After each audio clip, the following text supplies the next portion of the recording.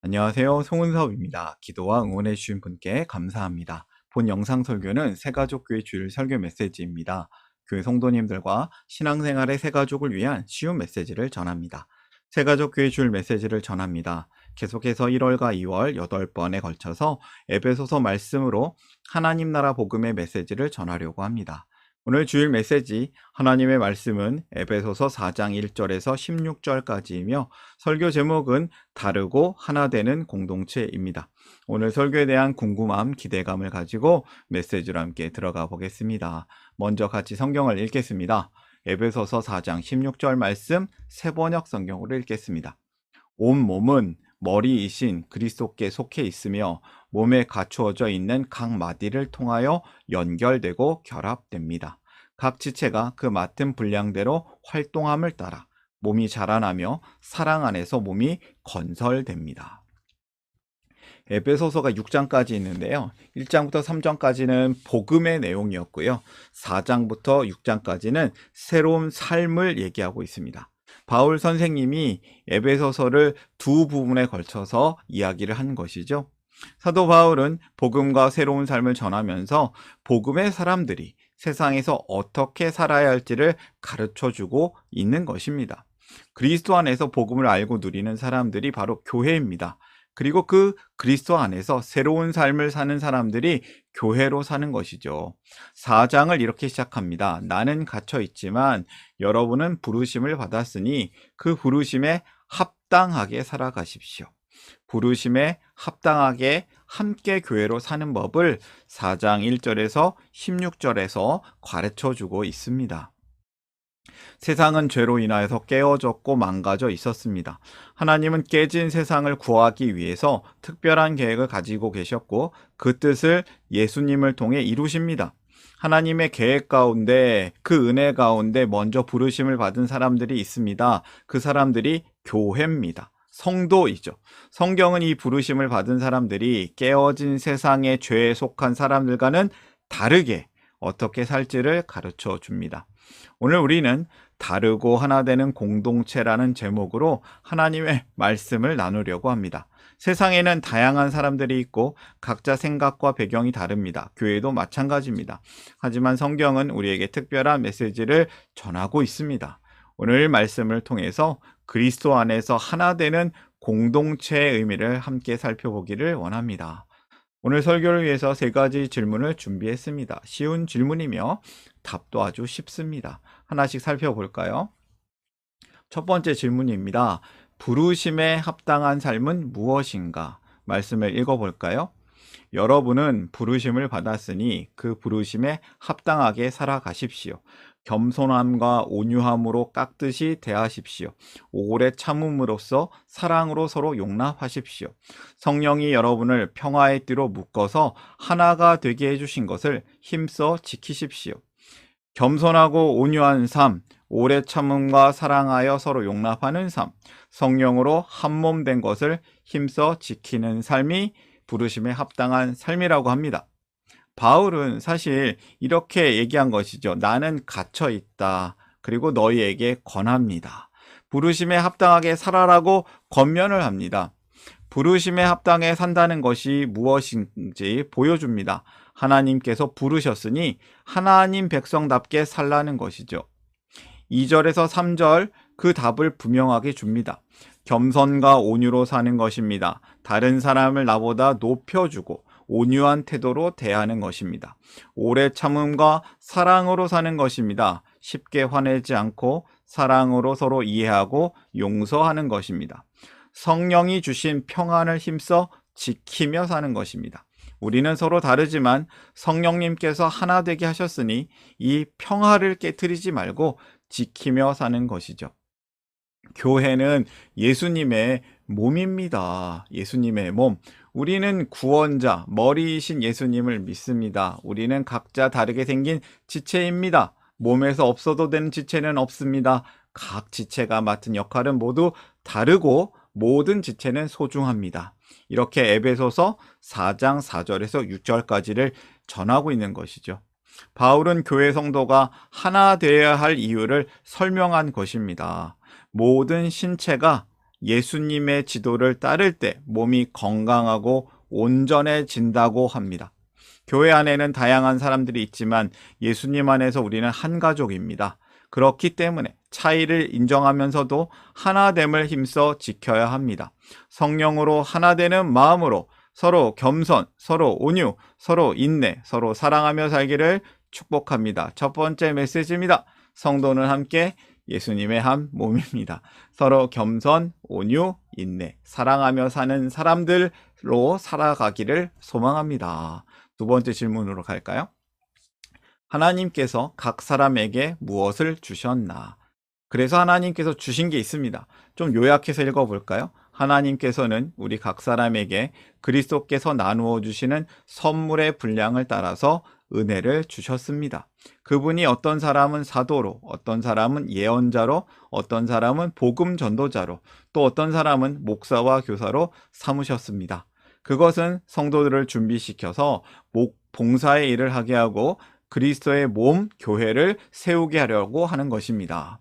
하나님은 모든 성도들에게 각자의 은혜와 능력을 주셨습니다. 어떤 사람은 사도로, 예언자로, 전도자로, 목사, 교사로 세우시고 그들로 성도들을 준비시켜서 봉사하게 하고 교회를 세우게 하십니다. 하나님은 모든 성도들에게 각자의 재능, 역할을 주셨습니다. 우리 각 사람에게 그리스도의 선물의 분량대로 은혜를 주셨다고 하는 것이죠. 어떤 사람에게는 말씀을 가르치는 은사가 있고요. 섬기는 은사가 있고요. 찬양하는 은사가 있고요. 또 리더십의 은사가 있어 보입니다. 하나님께서는 각 사람에게의 은혜, 능력, 재능을 주신 것이죠. 그래서 모든 성도가 사역자입니다. 목회자는 교회 성도들을 위한 신앙훈련의 사역자고요. 성도들은 세상 속 구별된 삶의 실전 사역자인 거죠. 훈련 사역자, 실전 사역자. 하나님께서 각자에게 은사를 주십니다. 그 은사를 주시는 데는 목적이 하나가 있습니다. 성도를 온전하게 하여 봉사의 일을 하게 하며 그리스도의 몸을 세우려 하십니다. 우리의 재능과 은사는 자신만을 위한 것이 아니라 함께 공동체를 세우고 서로를 섬기기 위한 것입니다. 각자 함께 교회를 세우라. 하나님께서는 우리 모두를 그분 몸의 지체로 부르셨습니다. 어느 누구도 구경꾼이나 관람객이 될 수 없습니다. 모든 성도가 하나님 나라의 일을 해야 합니다. 할 수 있습니다. 하나님 나라의 사역은 목회자 및 특정한 사람의 것이 아닙니다. 두 번째 메시지를 그래서 정리하겠습니다. 성도는 각자의 은사가 있다. 모든 성도는 지체들의 다양한 능력은 한 몸을 위한 것입니다. 모두 사역자라는 것이죠. 세 번째 질문을 가볼까요? 잘 자라는 건강한 교회의 모습은 무엇인가? 말씀 읽어보겠습니다. 우리 모두가 하나님의 아들을 믿는 일과 아는 일에 하나가 되고 온전한 사람이 되어서 그리스도의 충만하심의 경지에까지 다다르게 됩니다. 자라나서 머리가 되시는 그리스도에게까지 다다라야 합니다.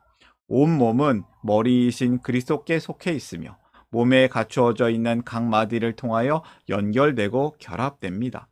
각 지체가 그 맡은 분량대로 활동함을 따라 몸이 자라나며 사랑 안에서 몸이 건설됩니다. 건강한 교회, 성경적인 교회 모습은 모든 성도가 온전한 사람으로 함께 예수님을 닮아가며 성장하는 모습이 있습니다. 머리이신 예수님께 연결돼서 서로 또 연결되어서 다르면서도 한 몸으로 성장하는 모습이 있습니다. 바울은 우리가 함께 성장해야 한다고 강조합니다. 우리가 하나 될 때 우리는 함께 성장할 수 있습니다. 우리가 예수님을 본받아 갈 때 어린아이처럼 흔들리지 않습니다. 머리 대신 예수님을 중심으로 하나가 되어야겠습니다. 마지막 16절에서는 바울은 교회를 그리스도의 몸이라고 말하면서 우리가 서로 연결된 존재라고 강조합니다.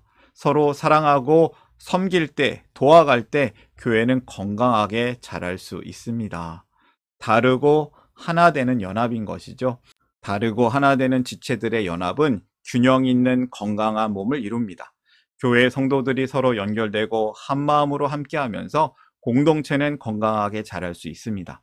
그 한 마음은 오직 예수님 안에서만 가능한 마음입니다.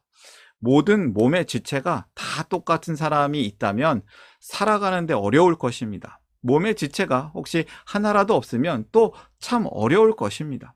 만약에 입이 없으면 숨은 어떻게 쉬고 음식을 어떻게 먹을 수 있을까요? 코가 없다면 머리와 손이 혹시 따로 움직인다면 다 불편하겠죠? 우리 몸의 모든 지체가 소중합니다. 모든 지체가 각자의 역할이 있습니다. 그런 것처럼 교회는 그리스도의 몸이니 이와 같습니다. 모든 성도가 소중합니다. 모든 성도는 다르면서 하나 되는 각자의 역할이 있습니다. 서로 다름을 감사합니다. 함께 하나됨을 감사합니다. 예수님의 몸된 교회로 함께 자라가기를 소망합니다. 세 번째 메시지를 정리합니다. 교회는 다르고 하나 되는 공동체다. 서로 사랑하고 섬길 때 교회는 건강하게 자라납니다. 오늘의 메시지를 정리하겠습니다.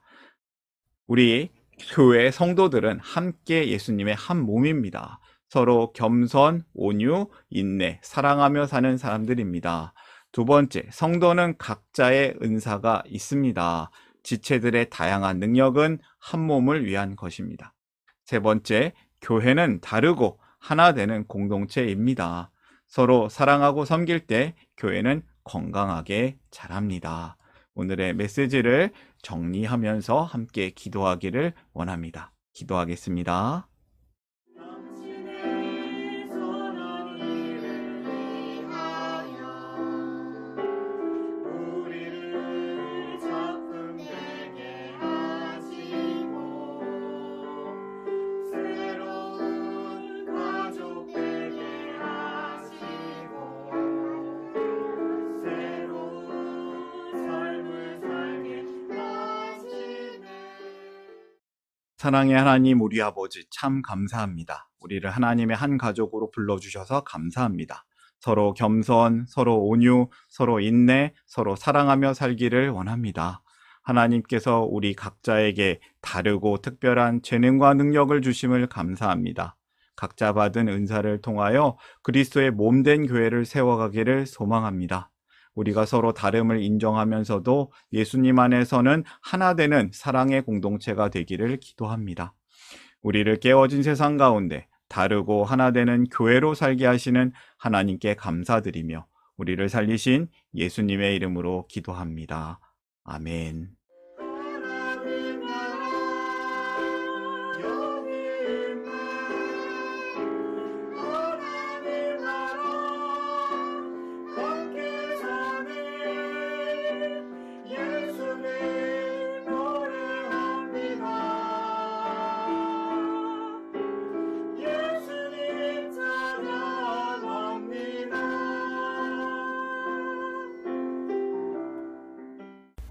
샬롬, 송은섭입니다. 저를 통해 또는 누군가의 추천과 우연한 기회로 이 메시지를 보게 되신 분들께 감사합니다. 모든 성도님들은 하나님 나라의 새가족이십니다. 교회를 처음 나오신 분들만 새가족이 아니라 우리 모두가 새가족입니다.